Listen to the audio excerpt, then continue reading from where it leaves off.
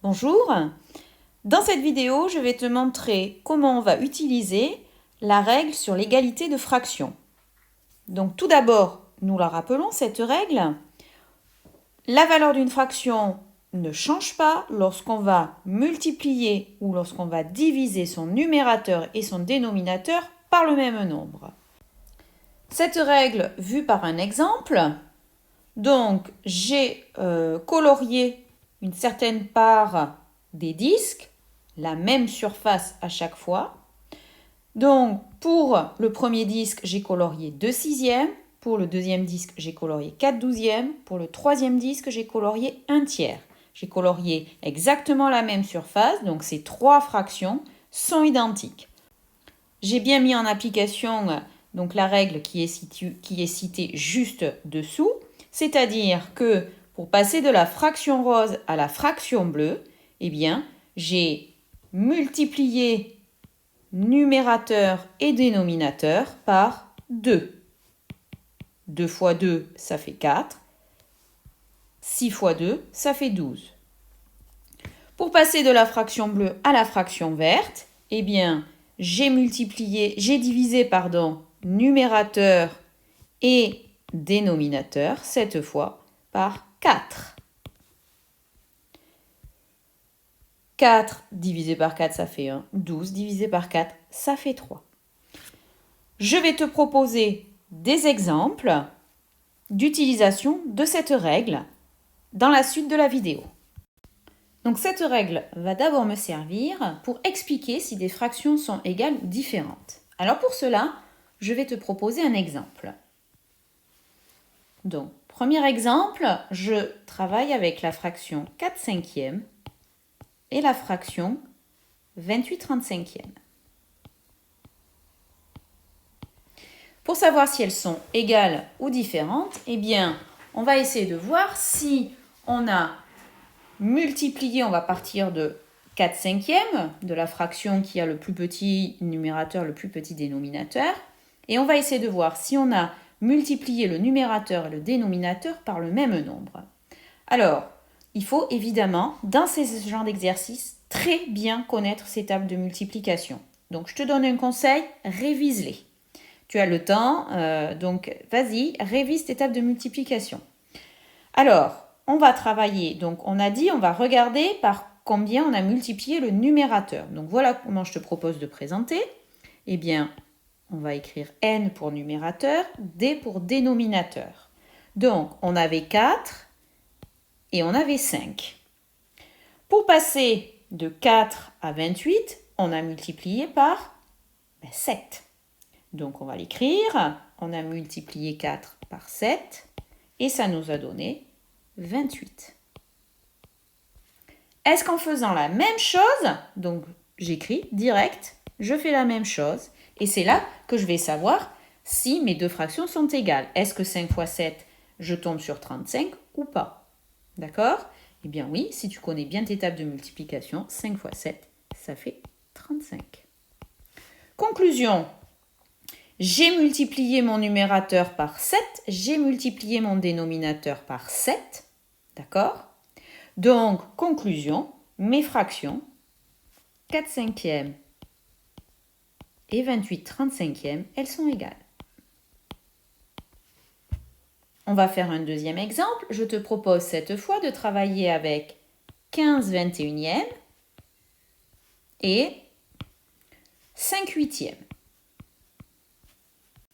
Donc là encore, on va travailler avec la fraction qui est écrite à gauche. On va commencer par celle-là. Bon, il n'y a pas d'importance. Donc, je vais écrire son numérateur, c'est 15. Son dénominateur, c'est 21. Et maintenant, il faut que j'essaie d'arriver à 5. Donc, forcément, là, cette fois, je vais passer par la division. Par combien il faudrait que je divise donc numérateur et dénominateur, 15 et 21, pour arriver à 5 huitièmes. Alors, je vais commencer par le numérateur parce que la table 15, c'est dans la table de 5, c'est facile. Donc, pour arriver à 5, il faudrait que je divise par 3. Donc, je vais l'écrire. Pour obtenir 5. Si je fais la même chose avec 21, malheureusement, je n'obtiens pas 8, j'obtiens 7. Donc, vous voyez qu'il y a une différence entre ici et ici. Donc, ce que je peux écrire, c'est que 15/21 n'est pas égal à 5/8. Par contre, 15/21, d'accord, est égal à 5/7. Donc ça, je vais l'écrire. On ne me l'a pas demandé, mais c'est pas grave. 15/21 est égal à 5/7. Donc, à quoi peut me servir cette règle? Elle peut aussi me servir à compléter une égalité de fractions. Je vais déjà te donner un exemple. Donc, par exemple, si je prends 8/3 et que je veux qu'elle soit égale à quelque chose sur 27, j'ai oublié le numérateur. Eh bien, là encore, je vais faire pareil. Je vais écrire le numérateur de ma fraction que je connais, c'est 8. Le dénominateur de ma fraction que je connais, c'est 3. Et je veux donc, eh bien, j'ai droit à, je veux passer à 27. Donc, je peux, pour passer de 3 à 27, je vais passer par la multiplication. Je vais éviter la division. Donc, il faut que je cherche dans la table de 3 où est-ce que j'ai 27. Donc, c'est 3 fois 9 qui va faire 27. Donc, je vais pouvoir écrire fois 9 égale 27. Et comme je veux une fraction qui est égale, eh bien, il va falloir que je fasse la même opération au numérateur qu'au dénominateur. Donc, je vais compléter 8 fois 9 et tu connais la table de 8, 8 fois 9, 72. Conclusion, eh bien, le nombre que l'on cherche, qui a été effacé, eh bien, c'est 72. La fraction 8/3 est égale à la fraction 72/27. Et tu as l'explication à côté. Un autre exemple, on va choisir 25 sur 45. 25/45. Et là, cette fois, c'est le dénominateur qui a été effacé. Je veux que ce soit égal à 5 sur quelque chose. Donc, à côté, je vais réécrire le numérateur de la première fraction qui est 25, le dénominateur de la première fraction qui est 45. Et cette fois, je vais essayer de passer par la division puisque 5, c'est beaucoup plus petit que 25. Par combien j'ai pu diviser 25 pour arriver à 5? Eh bien, j'ai divisé par 5. Donc, évidemment, puisque je veux une fraction égale, je vais faire la même opération au niveau du dénominateur, donc diviser par 5. Ici, ça me donnait 5, ce que je voulais. 45 divisé par 5, eh bien, ça fait 9. Donc, je vais pouvoir ici écrire eh bien, que 25 sur 45 est égal à 5 sur 9. Enfin, une dernière utilisation de cette règle, c'est simplifier une fraction. Alors, on peut se demander, qu'est-ce que ça veut dire que simplifier une fraction? Donc, simplifier une fraction, c'est l'écrire avec un numérateur et un dénominateur plus petit et donc plus simple. Alors, je vais de suite te montrer sur un exemple. Donc, on va travailler avec 15/20. Et on veut que ce soit égal, donc, à une autre fraction avec un numérateur et un dénominateur plus petit. Tout à l'heure, on avait au moins un des deux. Donc, on savait sur quelle table il fallait partir. Là, effectivement, on n'a ni le numérateur ni le dénominateur. Donc, c'est à nous de faire le travail. D'abord, est-ce que 15 et 20, ce sont des nombres qui vont être dans la même table? Des fois, eh bien, on ne va pas trouver de table dans laquelle il y aura le numérateur et le dénominateur que je vous aurai donné. Bon, on verra comment ça se passe dans ces cas-là. Ici, 15 et 20, tout le monde a trouvé, le temps que je parle, que 15 et 20, ils étaient tous les deux dans la table de 5. C'est normal, ça se finit ici par 5, ici ça se finit par 0. Vous connaissez tous le critère de divisibilité de 5, ou comment on reconnaît un nombre qui est dans la table de 5. eh bien, il se termine par un 5 ou un 0. Donc, je vais faire comme tout à l'heure, c'est-à-dire que je vais écrire à côté, numérateur, dénominateur. Ici, j'ai 15, ici, j'ai 20, et je vais donc faire la division par 5 pour les deux. Qu'est-ce que ça va me donner? Eh bien, pour le numérateur, je vais passer à 3, et pour le dénominateur, je vais passer à 4. Conclusion, ma fraction 15/20, si je la simplifie, je vais obtenir 3/4. Et on dit qu'on a simplifié par 5 la fraction 15/20. On va prendre un autre exemple. Alors, je te propose cette fois de simplifier la fraction 24/36. Tu as compris le procédé. Donc, à côté, j'écris numérateur, dénominateur, j'écris le 24, le 36. Et maintenant, je cherche. Est-ce qu'il y a une table de multiplication où nous avons le résultat 24 et 36? Il y en a plein. Enfin, il y en a plein. Il y en a plusieurs, en tout cas. Par exemple, il y a la table de 2. Par exemple, il y a la table de 4. Par exemple, il y a la table de 6. Alors, on va travailler avec la table de 2. Donc, je te propose donc de diviser 24 par 2 et évidemment 36 par 2. Qu'est-ce qu'on va obtenir? On va obtenir 12 et 18.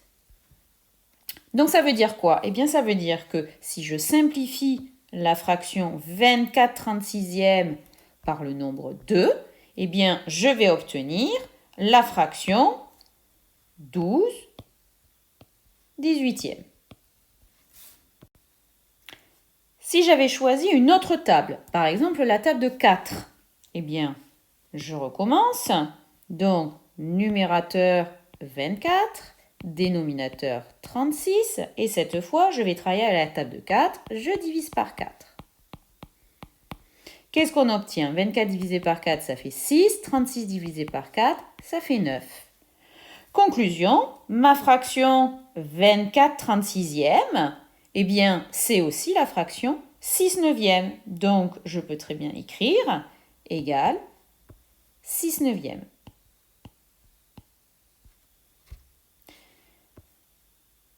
J'ai aussi parlé de la table de 6. Bon, allons-y, on recommence. 24 et 36. Dans la table de 6, qu'est-ce que ça va nous donner? Eh bien, je vais diviser par 6. Vous voyez, il faut connaître bien ces tables.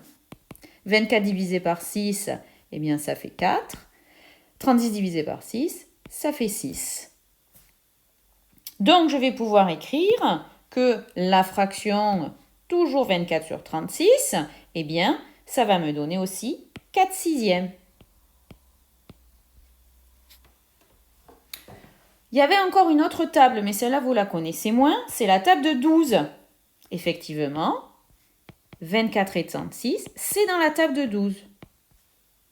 Quand on va diviser par 12, eh bien, on va obtenir 2 pour la première et 3 pour la deuxième. Et donc, la fraction 24/36, c'est aussi la fraction 2/3. D'accord?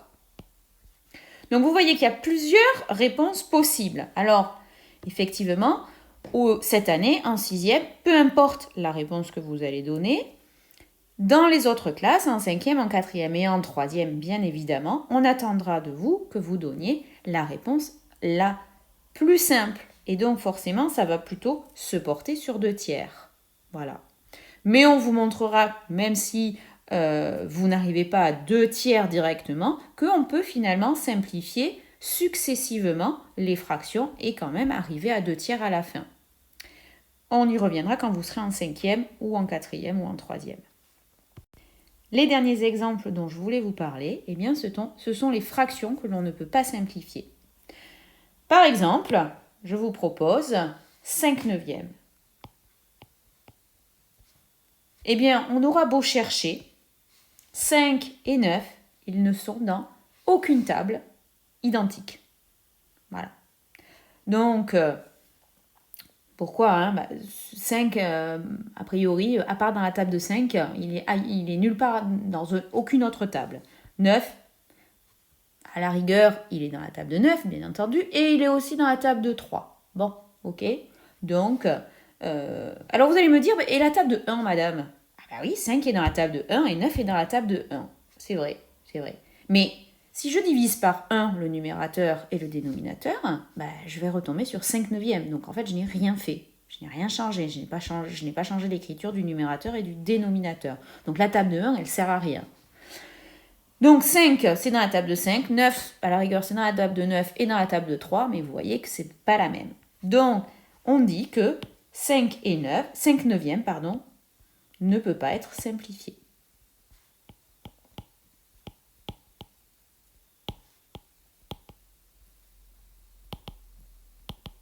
Car, eh bien, 5 et 9 n'ont pas de diviseur commun.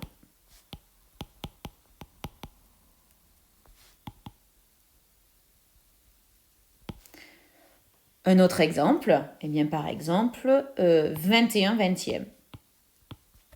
Cette fraction, 21 vingtièmes, ne peut pas non plus être simplifiée. 21 c'est dans la table de 3, dans la table de 7, on va éviter de parler de la table de 1, on l'a expliqué.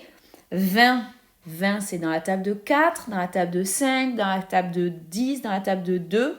Vous voyez que il n'y a absolument pas de table commune dans laquelle il y aurait 21 et 20. Donc, c'est exactement pareil que pour 5 neuvièmes. 21 vingtièmes ne peut pas être simplifié.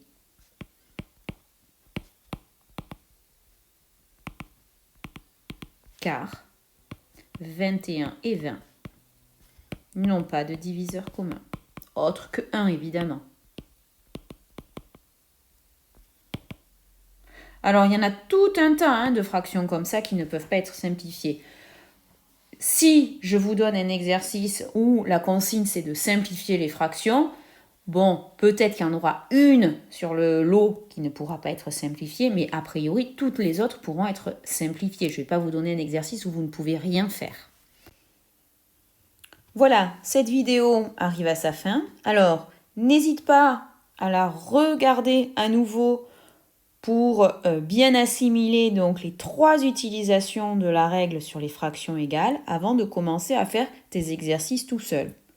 Ou alors, tu commences à faire tes exercices et si tu te rends compte que tu n'y arrives pas, tu reviens sur cette vidéo. Je te souhaite bon courage et à très bientôt pour une autre vidéo. Au revoir.